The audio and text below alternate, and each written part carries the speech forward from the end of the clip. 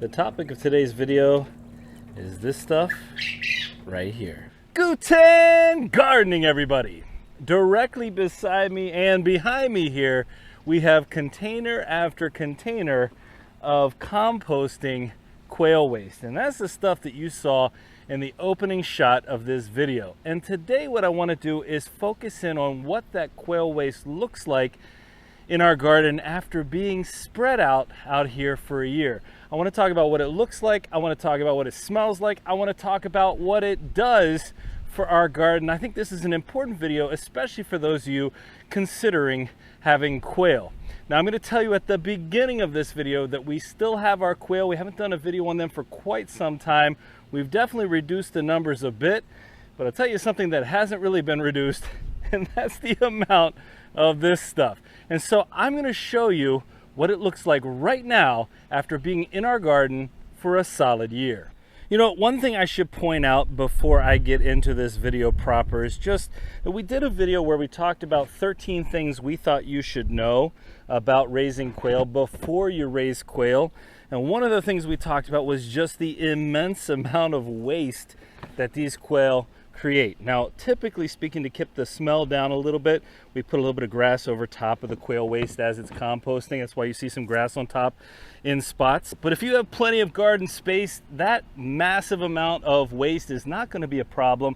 Actually, everything that you see in front of me here, this is a 7 by 8 foot space here where we dumped a whole bunch of that quail waste just over a year ago. Now, when I dumped it in here, it was a mixture of quail waste and then the pine bedding that we use underneath the quail waste to try to keep some of the smell down, and also to try to make the containers, the trays that we keep the quail waste in, to let them last a little bit longer. But this is what it looks like now, and you can see there's some grass growing here at the top. But I'm going to get you up close. I'm going to dig my hands down in there, and we're going to really investigate this quail waste now to see what it's become. By the way, the stuff that's down in here composting still has a pretty strong smell. I mean, there's like an ammonia type smell. It's just the smell of, well, the waste as it breaks down. Again, that's why we keep a little bit of grass on top to keep that smell down. Once that's there, we don't really smell it. Now, you notice I have my gloves on for that other quail waste. I'm not touching that, but for this, I'm just going to dig right down in here and we're going to take a look. All right, I'm going to turn the camera so that we're not getting all those shadows. All right, I've dug right down in here, and you see all of the material, all that waste is now into this. I mean, it's really fine. You can see the little pieces of some of the pine bedding that's left over, but the rest of this has really broken down nicely. And just like you would expect from regular compost, from your kitchen scraps, etc., the smell, I mean, there's nothing, if anything, there's a bit of a smell of dirt. There is nothing else there in terms of the smell of this compost.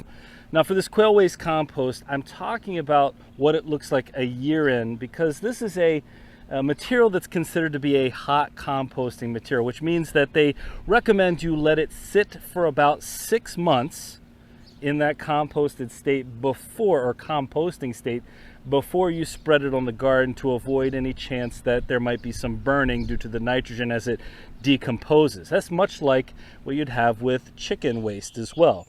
And here's the interesting thing. I was just talking to a fellow gardener a couple days ago, and she mentioned to me that, you know, she has chickens. We have quail. She has chickens, and she typically goes ahead and throws that stuff on the garden anyway and lets it break down, and it's not too much in her case to where it creates a problem. Well, for us, better safe than sorry. That's where we end up with these containers filled with waste. But even after 5 or 6 months, when we had it in the containers and then we laid it out here in the garden, we were able to see some results in what we grew. And here was what's so interesting about that to me. When we were growing vegetables here, and we actually grew some summer squash in here, some zucchini, some yellow summer squash. When we grew those vegetables in here, they were the healthiest, longest producing vegetables in this entire garden space. That's 40 feet of a garden, and this 8 foot piece where we had stacked in this compost was definitely the best producing. Now again, these are summer squash, and oftentimes we have problems with powdery mildew, especially with our summer squash. We have problems at times with the squash vine borer.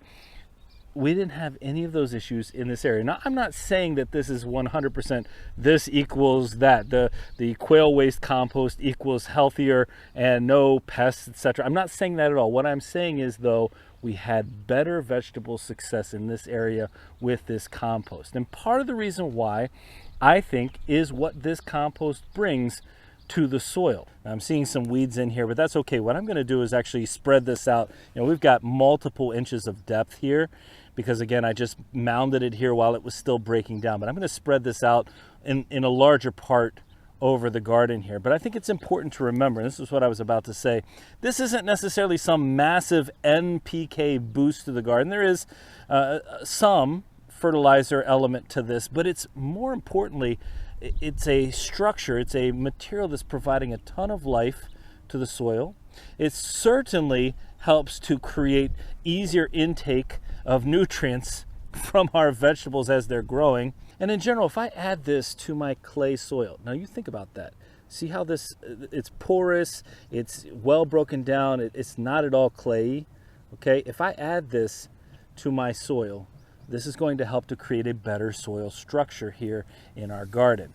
And I've got a massive supply of it. Remember, when we were buying compost here, and we have had to buy some organic compost in the past, but we were buying 3-4 yards of compost and spending upwards of $300 for that compost. Now, I'm not saying that our quail are free, because they're not. I mean, they provide eggs, but we have to provide the feed for them. There's a cost to the amount of time we spend with them, but I'm definitely getting this as a benefit, and I don't have to continue to buy that compost. And of course, I have our vermiculture set up, so we've got worm castings. I've got our regular compost bins that we also garden in. So essentially, I have another source of material, of organic matter. That's what we'll say. I have another source of organic matter that can come in here and really benefit the garden, so I can spend less on fertilizers, etc., and I can really get some good plant growth.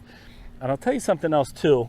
I am seeing a ton of worms down in here. There's just another big one right next door to this. So I'm seeing a bunch of worms down in here. So they're helping to break this down, but this material also seems to be attracting worms as well. Look at that, there's another one right there. So everywhere I'm looking in here, every step I'm taking, I'm seeing more of these worms. So that's adding health as well to the soil. This stuff is absolutely amazing, and it's coming as a secondary product, a byproduct, if you will. Oh, look at this beauty. It's coming as a byproduct of an animal that we have here that's providing us both protein in the form of eggs and in the form of meat. Now, as I look down my garden in here, the only things that we have out here right now are the second year Brussels sprouts that are going to go to seed. I see a raspberry plant that made its way over. I would say that's a golden raspberry, but it made its way over from where its parent plant is. But I'm going to be able to take this and I'm going to be able to spread it down a good length of this. And I've got 1, 2, 3, 4, 5, 6. I've got 7 containers more of quail waste that has been sitting all winter long. And so I can replace what's here. I can place it around the different areas of the garden, and I'm going to have plenty. And that's going to give me space to take what I have inside our garage where we keep our quail and bring it out to the garden. And I'm going to keep that cycle going.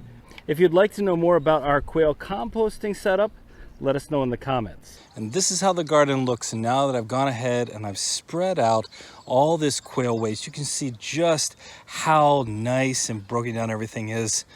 I think we're going to grow some great vegetables in this garden this season. Now, I do have another quail video that's going to be coming out before too long where we talk about one of the biggest challenges we've faced with quail. That video is there. I really want to be upfront about our quail and exactly the big challenges. I did say at the beginning of this video that you should check out our 13 things you should know about quail, and I'm going to reiterate that. I'm going to say that one more time. that video is an important video to understanding what it takes to raise quail. And now that we've been doing it for over 2 years, I can definitely say that some of those pieces that I talked about in that video have rung truer than ever. This stuff is looking so good. And again, I love the fact that it doesn't smell bad anymore. It's gonna be so good for our garden. I can't wait for the next month or so when we actually get plants in this space to take advantage of this amazing quail waste compost. Hey, if you enjoyed today's video, don't forget to give us a like, leave us a comment, remember to share and subscribe, and most importantly, remember, when you're with us, you are good to grow.